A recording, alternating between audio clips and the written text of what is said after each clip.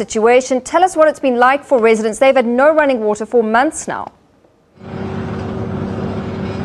Yes, well, good afternoon, Natasha. As you say, in November last year, the dam at the town had dried up.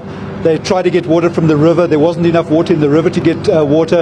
And from November last year, they've been relying on water tankers, on boreholes in the area that people have been supplying them with water, and the goodwill of people passing through who've been dropping off bottled water at the garages to hand out to people. So yes, today a big day for them because they're drilling this particular borehole at the hospital. Now, speaking to the hospital administrators just now, they were saying they need about 15,000 litres a day to run the hospital effectively, to make sure it's clean, everything is clean as it should be, and to provide water for the patients. And the local boreholes in the area just can't really keep up with that and supply to the rest of the town. So it's hoped that this borehole will be able to take care of the hospital, and then there'll be more water available for the residents. And we're talking of Gift of the Givers who are here today doing this, but there's been so many other people who have been joining in, Facebook projects, people starting up groups to bring water to the town. They were saying to me yesterday there was a group of people who brought bottled water from all over the country passing through,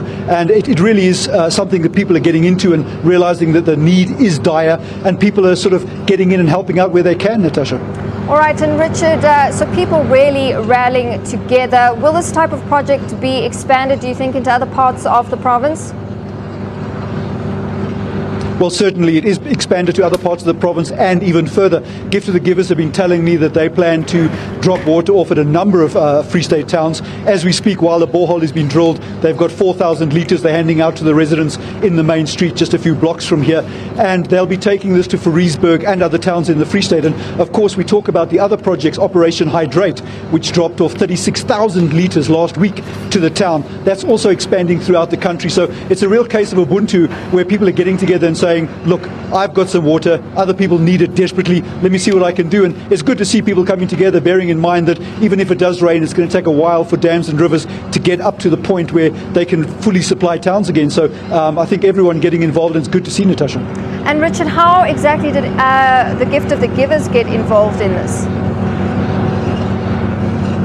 Well, they've been following the water crisis throughout the country and seeing where they can get involved. They've been dropping off bottled water to a number of towns, and they've realized that if they can sink a borehole, which is quite a costly process, but if they can sink boreholes for the communities, then there is that permanent water available for them. They won't rely on the next truck coming through. So they got involved in that, saying, look, let's sink boreholes, let's make it a more permanent thing, because this is probably not the last drought we'll see. Going forward, there'll be more. So let's help out where we can, drill boreholes for towns, and assist the communities in that way.